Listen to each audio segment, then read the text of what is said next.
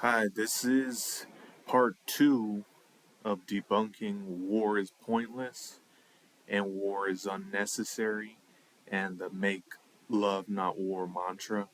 Anything under in that vein, I'm going to debunk it and I'm going to make the second part to this series. Uh, War is not only part of statecraft, just simply put, but enforcing your borders can often lead to conflicts that necessitate violence and warfare. And what came to mind just now was, Russia with antagonism of soft coups and color revolutions, the 2008 Georgia intervention, where there was a color revolution and Russia had to intervene to enforce their influence for against a pro-Western government that was trying to take hold of the reins in Chechnya, um, in Dagestan. That whole area, the Caucasus. There's constant warfare because there's Western influence. Georgia being there as well, and Russia's a good example of the border issue. You know, Violence often becoming the means by which a state enforces its border. But putting that aside, people fundamentally don't understand when they say this myth. They misunderstand the fact that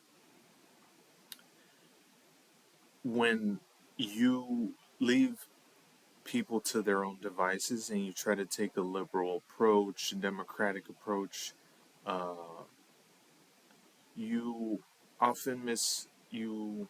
What you're doing is not fully taking into account the ambition that people have within their nature. It's part of human nature to seek more. So when people say, "Well, let's try to do this parliamentary, parliament or some sort of government body where everybody gets a say and some what's it called?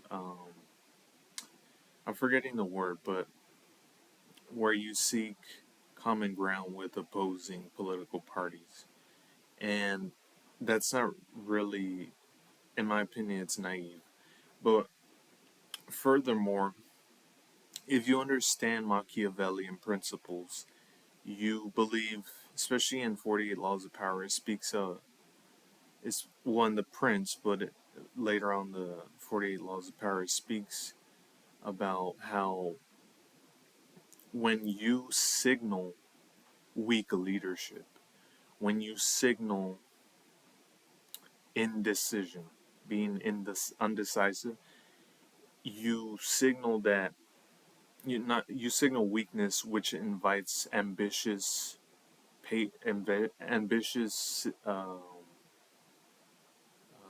antagonists, and then what ends up happening is it erodes your power. So, in the Prince, it speaks about this, that all your confidants or your advisors, ask questions, like find a middle ground into asking questions, but don't do it too much because it'll. Then at that point, you start getting into the person's head and making them wonder if you're a fit leader. So I prescribe anybody watching this to read 48 Laws of Power, to read The Prince by Niccolo Machiavelli. And they both have 48 Laws of Power, a more modern book by Robert Greene that has a lot of Machiavellian anecdotes. And they have once you start hearing that side of history and that rationale, those philosophies, you start getting a full picture about why the world is why it is. And these liberals fundamentally are not really there yet.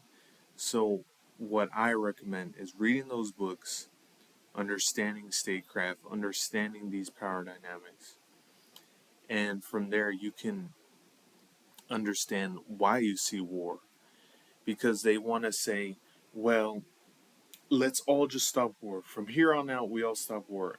But you gotta wonder, when in history has all of humans at one given moment agreed or come to an agreement that they're gonna believe one ideology, one dogma? Other than the UN, I can't really think. And even there, they vote for this issue and that issue. There's sectarian issues and stuff. So that's very naive. And I just wanted to quickly address this because it was kind of choppy at the beginning. I didn't write a script for this, but I just wanted to address this because it is kind of a ear grating platitude that you hear about warfare and statecraft and things you see in global news. So that's a quick little summary on that, part two. And I got more videos coming about politics and ideology in general. So stay tuned and thanks for watching this one and like and comment and all that.